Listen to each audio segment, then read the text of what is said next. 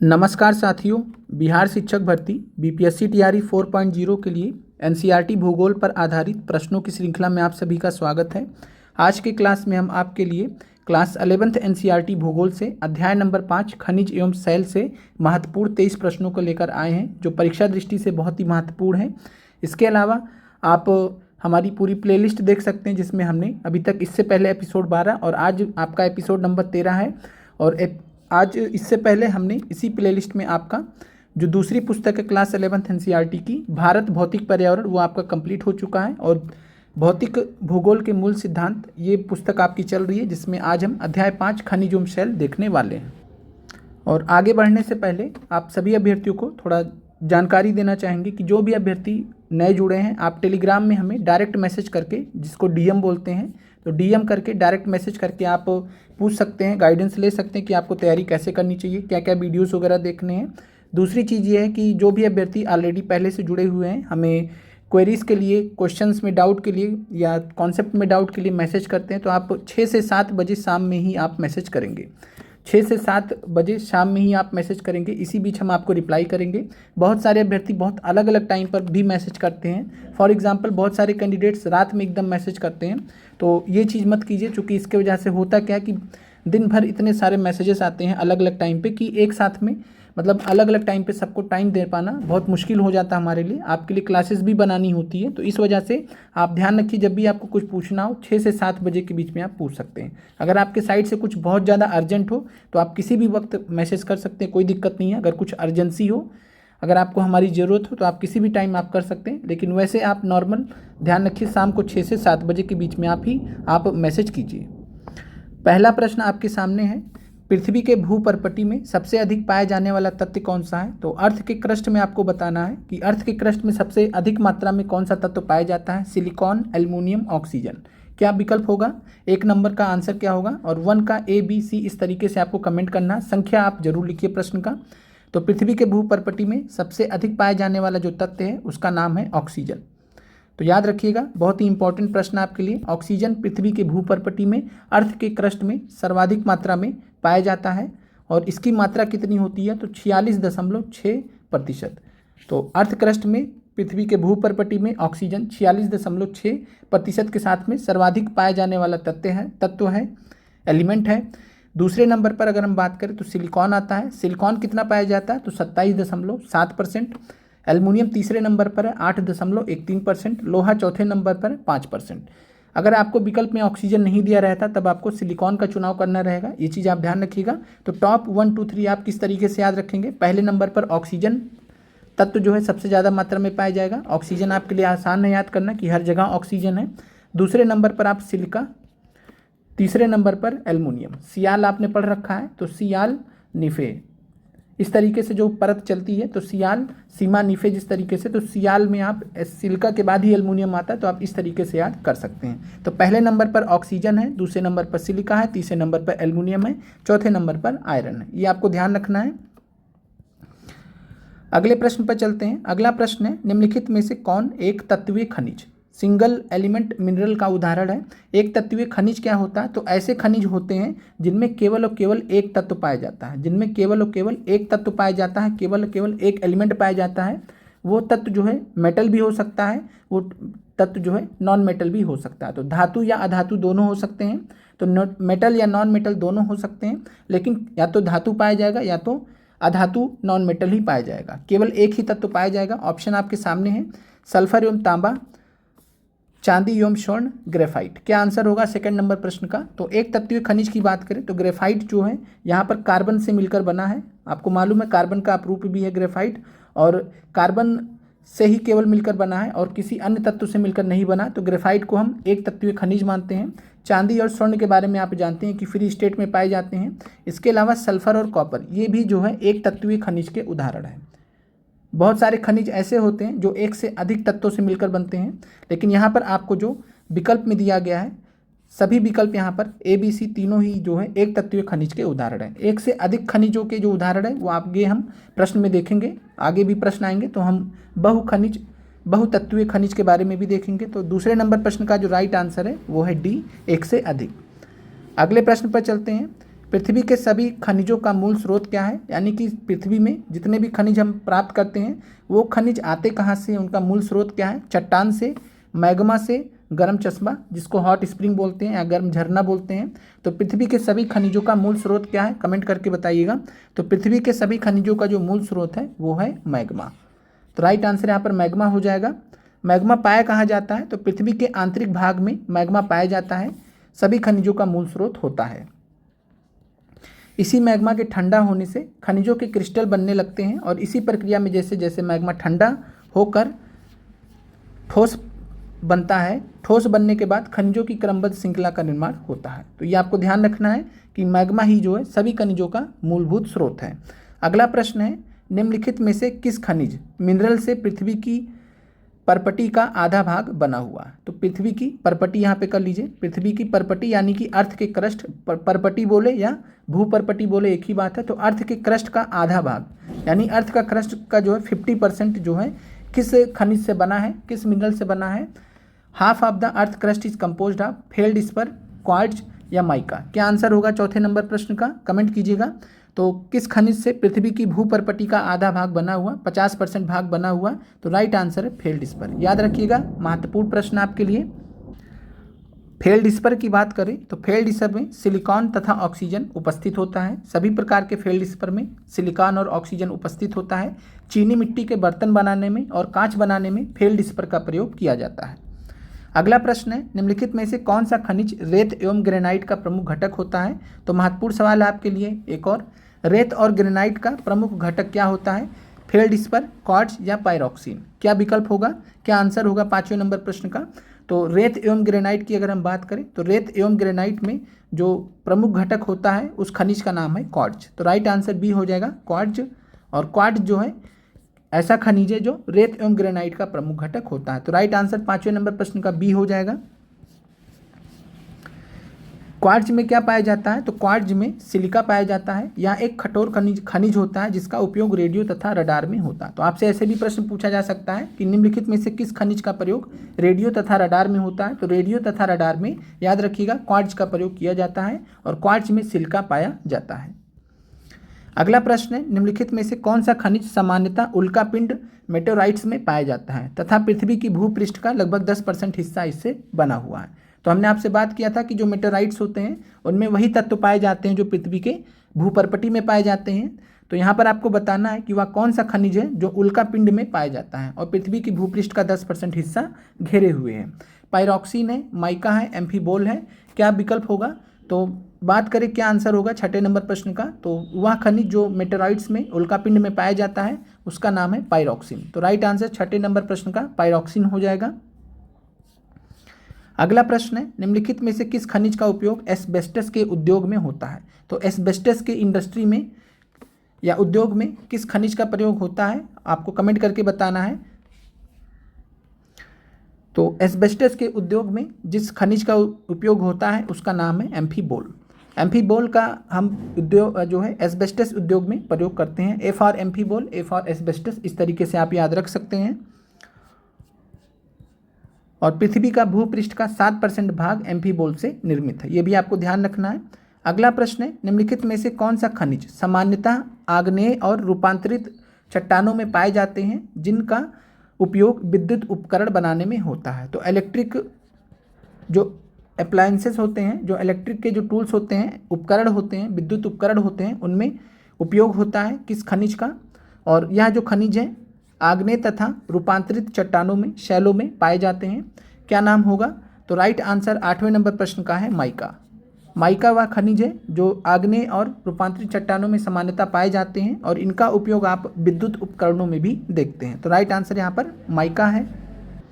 अगला प्रश्न आपके सामने है, चट्टानों के अध्ययन से संबंधित भूविज्ञान की शाखा को क्या कहा जाता है। तो चट्टानों के अध्ययन से संबंधित भूविज्ञान की जो शाखा है जो चट्टानों का अध्ययन करती है या शैलों के विज्ञान को हम क्या कहते हैं, पेडोलॉजी है, पेट्रोलॉजी है या पेलियोओंटोलॉजी है।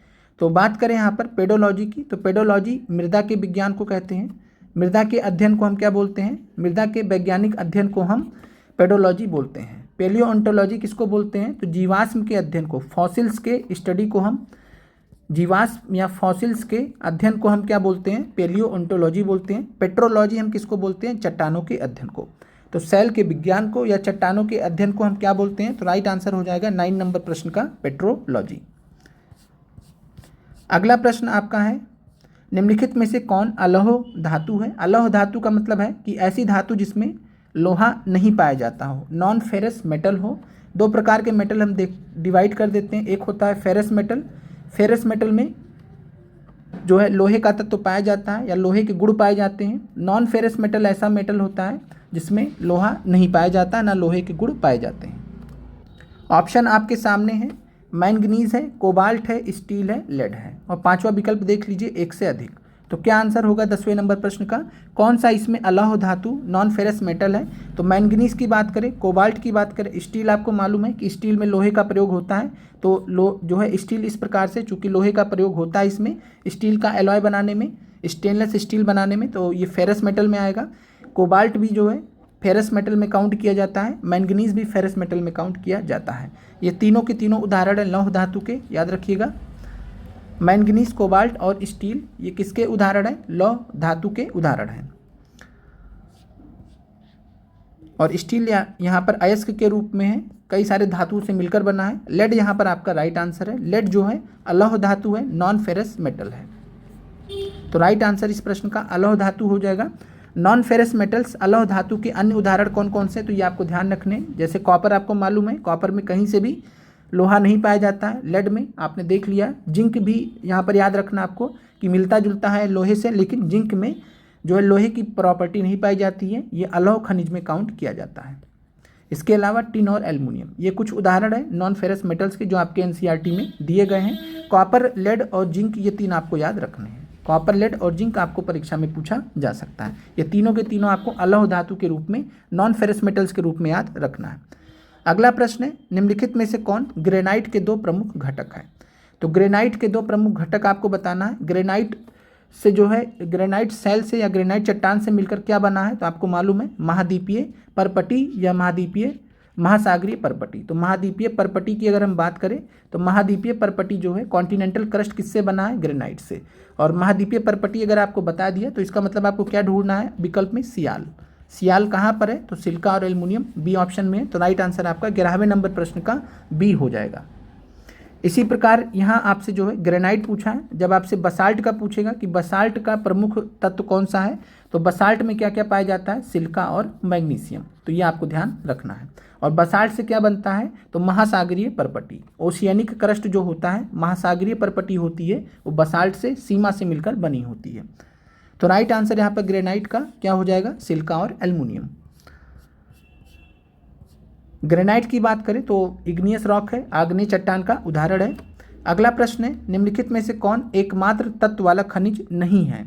ये आपका एनसीईआरटी एक्सरसाइज में दिया गया है, तो इसलिए आपका ये प्रश्न रखा गया है। यहाँ पर आपको बताना है कि निम्नलिखित में से कौन सा एकमात्र तत्व वाला खनिज नहीं है। Not a single element mineral, यानी यहाँ पर पहले आप देखिए कि कौन सा सिंगल एलिमेंट मिनरल है और जो नहीं है उसको अलग कर दीजिए। गोल्ड की बात करें, स्वर्ण, तो एकमात्र तत्व वाला खनिज है।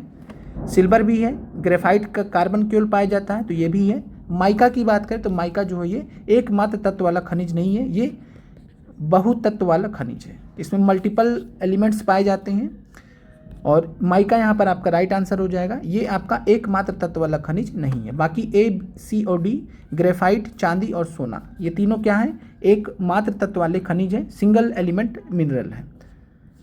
माइका की बात करें तो माइका में potassium, aluminium, magnesium, iron, silica से मिलकर बनता है। तो देखिए आप कितने सारे यहाँ पर तत्वों से मिलकर बना है माइका। तो एक से अधिक तत्वों से जो मिलकर बनते हैं उन्हीं को हम बोलते हैं, मतलब यहाँ पर ऐसे मिनरल्स होते हैं तो एक से अधिक तत्वों वाले खनिज बोले जाते हैं। माइका जो है एक से अधिक तत्वों से मिलकर बनने वाला खनिज है। अगले प्रश्न पर चलते हैं, निम्नलिखित में से कौन सा कठोरतम खनिज है? हार्डेस्ट मिनरल यहाँ पर कौन सा हो जाएगा? टोपाज है, क्वार्ट्ज है, डायमंड है। तो हार्डेस्ट या कठोरतम आपसे पदार्थ पूछे या कठोरतम आपसे खनिज पूछे, आपको मालूम है क्या आंसर है? डायमंड। डायमंड जो है ये आसान प्रश्न आपके लिए। अगले प्रश्न पर चलते हैं। अगला प्रश्न है, निम्नलिखित में से कौन सा कायांतरित शैलो मेटामॉर्फिक रॉक्स का प्रमुख लक्षण है? तो 3 प्रकार की चट्टानों के बारे में हम पढ़ते हैं। और यहाँ पर तीसरे प्रकार की जो चट्टान है, पहले नंबर का जो चट्टान है वो हम पढ़ते हैं आग्नेय सेल के बारे में, फिर हम पढ़ते हैं अवसादी सेल के बारे में, फिर उसके बाद हम पढ़ते हैं कायांतरित सेलों के बारे में। तो कायांतरित सेल जिनको हम मेटामॉर्फिक रॉक्स बोलते हैं, तो मेटामॉर्फिक रॉक्स का यहाँ पर प्रमुख लक्षण क्या है, एनसीईआरटी एक्सरसाइज से दिया गया प्रश्न है। चेंजिएबल है, परिवर्तनीय है, क्रिस्टेलिन है यानी क्रिस्टलीय प्रकृति के होते हैं, फॉइलेशन होता है, पतरण की प्रक्रिया होती है इनमें। क्या आंसर होगा 14वें नंबर प्रश्न का। तो कायांतरित सेलों की अगर हम बात करते हैं तो इनका जो प्रमुख लक्षण है मेटामॉर्फिक रॉक्स का वो है फॉइलेशन या पतरण। तो याद रखिएगा फॉइलेशन या पतरण किसकी विशेषता है, तो ये मेटामॉर्फिक रॉक्स कायांतरित सेलों की विशेषता है।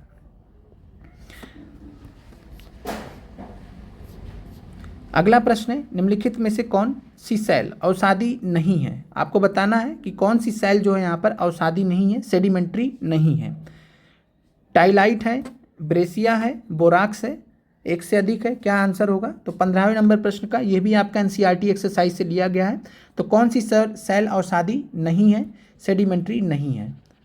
तो सेडिमेंट्री जो रॉक्स होते हैं, चट्टानें होती हैं, इनकी अगर हम बात करें तो अवसादी जो चट्टानें हैं, अवसादी जो सेल हैं, इसके उदाहरण यहाँ पे टिलाइट है, ब्रेसिया है।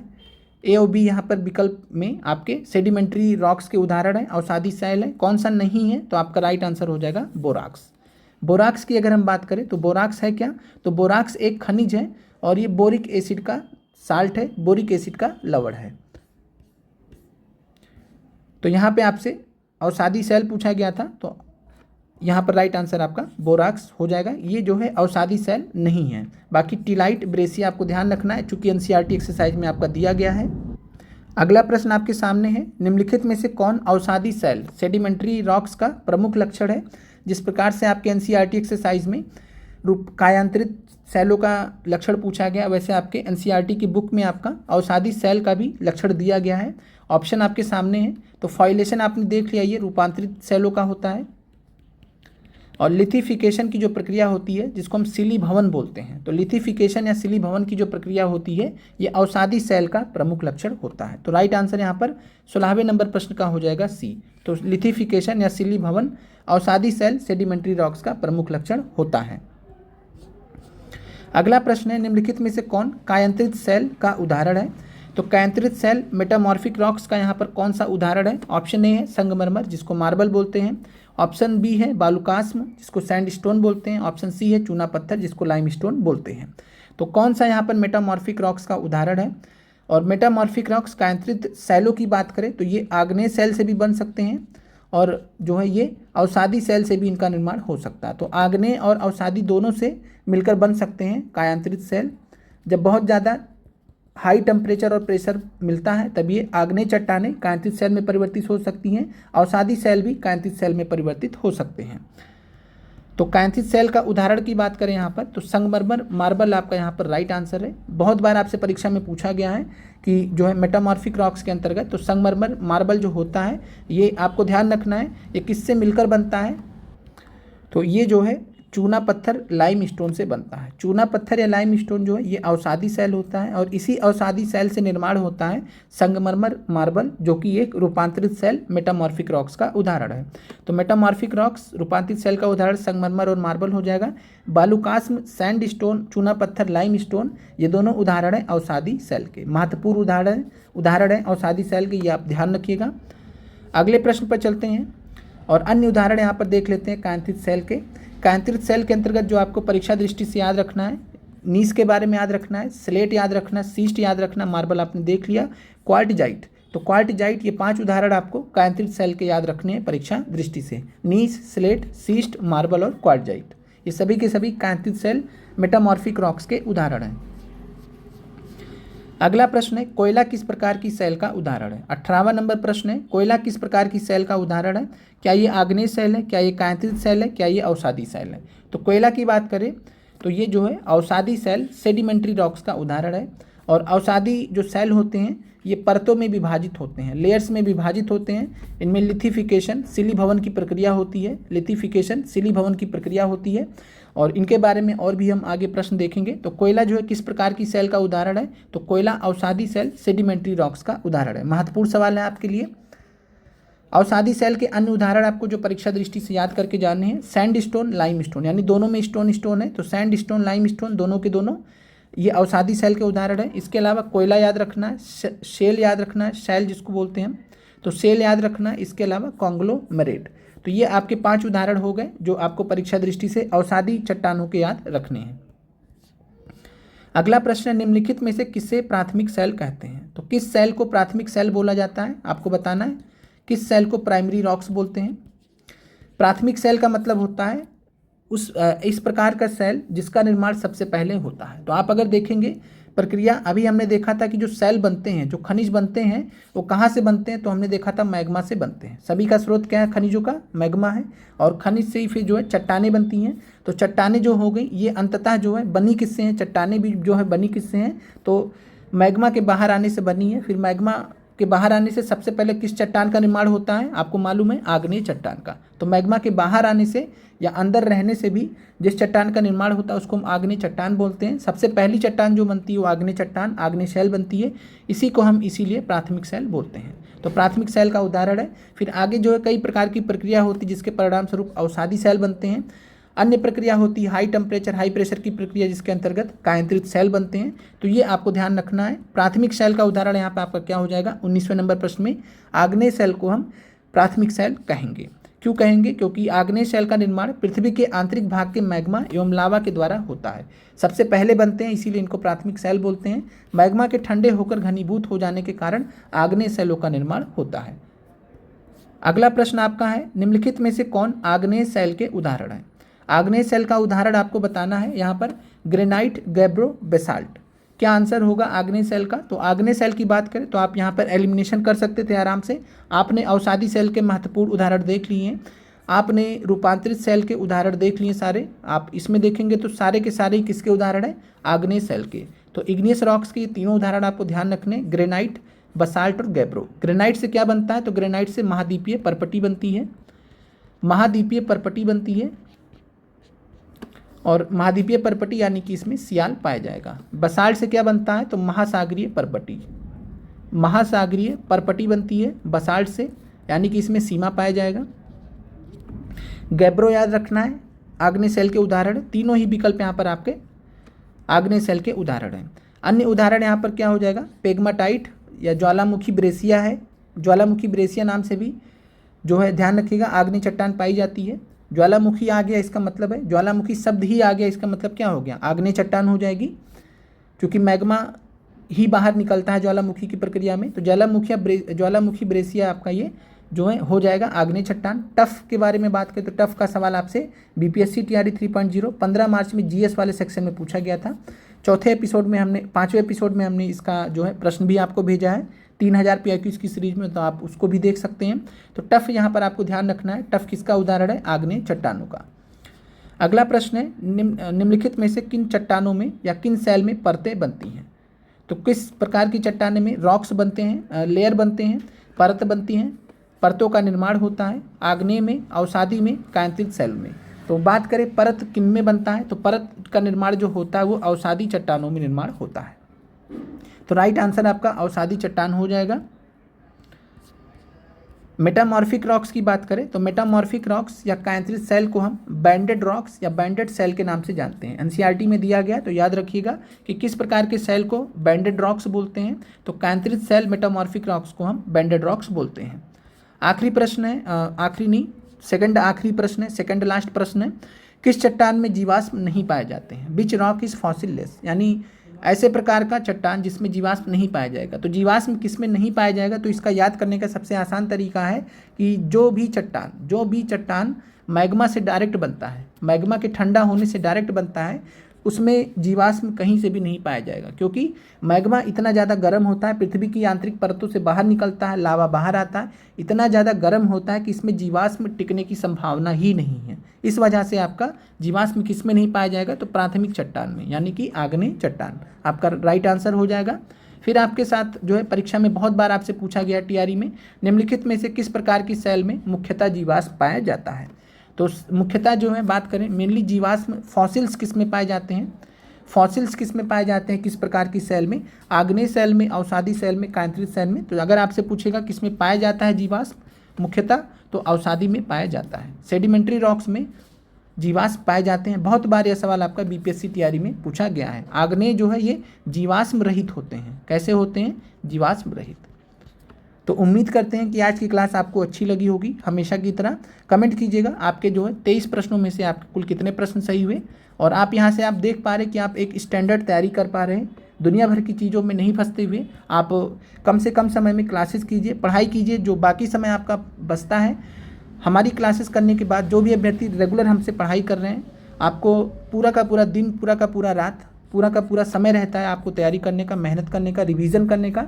आप वो चीज़ करिए। आगे चलकर हम आपके लिए कुछ स्पेशल भी करेंगे, जिसके बारे में हम आगे आपको सूचित करेंगे। मिलते हैं आप लोगों से अगले वीडियो में। लाइक जरूर कर दीजिएगा, कमेंट भी जरूर कीजिएगा।